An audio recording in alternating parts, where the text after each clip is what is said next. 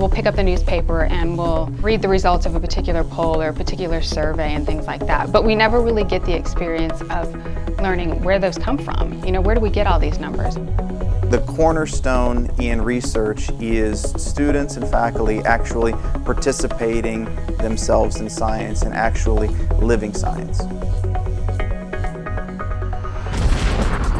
I had never really thought about doing research before, just because when I heard the word research, you know, you think, okay, this is going to be boring, you're just going to have to sit there, what fun is that, when you could be doing so many other things. And doing this research has really showed me that it is exciting. It opens so many doors to the future. I think research is really important because that's how we figure out new things, like new medicine, how to, like Alzheimer's, for example, what we're doing, how to treat diseases that don't have cures. If we don't research, then we're not going to get cures for those diseases and they're just going to keep progressing. We sort of, I guess you could say, kind of push the boundaries of knowledge just a little bit further every time we do a little bit of research.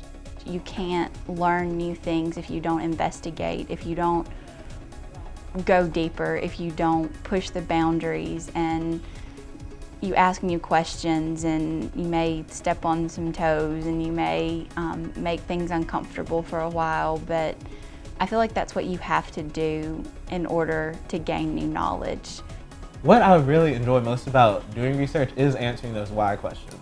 You're just answering so many mysteries because you kind of become like a little specialist in what you're doing. It's kind of like nobody in the world really knows what you're doing as well as you do.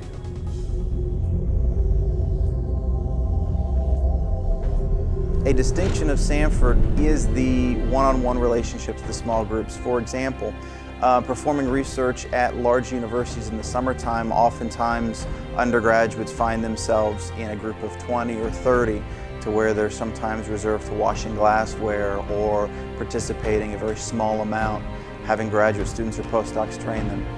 Here at Samford, students have an opportunity to work literally one-on-one and brush shoulders with faculty members, professors on a day-to-day basis. With the undergraduate research, you have a professor that's over you and they help you.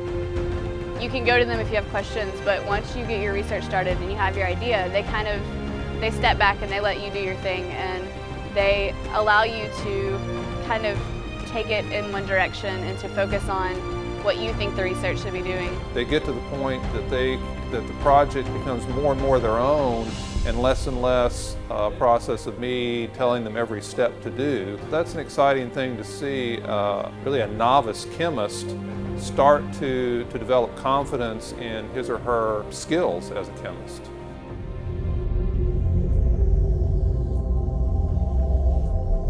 You know, I teach research methods, and so I talk about what research methods are, how to do research. But this gives students the experience of actually, you know, sort of hands-on doing the research, rather than just learning about it in a classroom. Sitting in the classroom, you can, I can look at the board and like know what's going on and see like, okay, that makes sense. But when you actually do it, it makes, because you get to see it and see like what actually happens. I like what I do with my classes, and I feel like that's very beneficial, but at the same time, I feel like this has helped me learn more, and I feel like it'll help contribute more, that final product. Hopefully it can make a small change. The sooner we can get our students into a research setting, the sooner they're going to have an idea of what the profession that they're preparing for is actually involved in. As I moved along in the project, I really learned that there's so much more to this than getting paid. It really was kind of an eye-opening experience. You learn so much, you're exposed to so much more than you would in just your everyday, you know, classroom, just sitting there learning from the book. I feel that once you've been around a lab in a research setting, you look at your undergraduate labs differently. It's kind of like they transform from a just room of experimentation to like a venue of infinite discovery.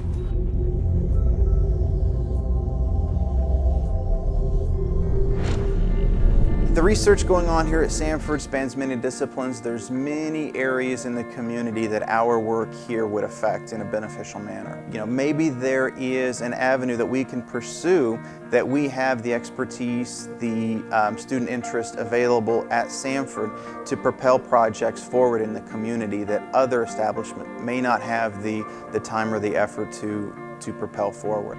I feel like these students can pass along this knowledge that they've gained. If we can help people understand poverty in Birmingham, or environmental issues in our creeks and our rivers, and if we can get out and actually convey what we learned this summer, then it can be very beneficial. The students here at Samford have a lot to offer this community. They have a lot of skills, a lot of knowledge, they're getting a great education. So if community partners could become engaged in this program, I think they could really they could glean a lot of resources and a lot of benefits. I feel like a lot of the stuff that Samford's doing is going to have a direct impact on the community. For example, this summer I'm working to help optimize pharmaceuticals for an Alzheimer's drug.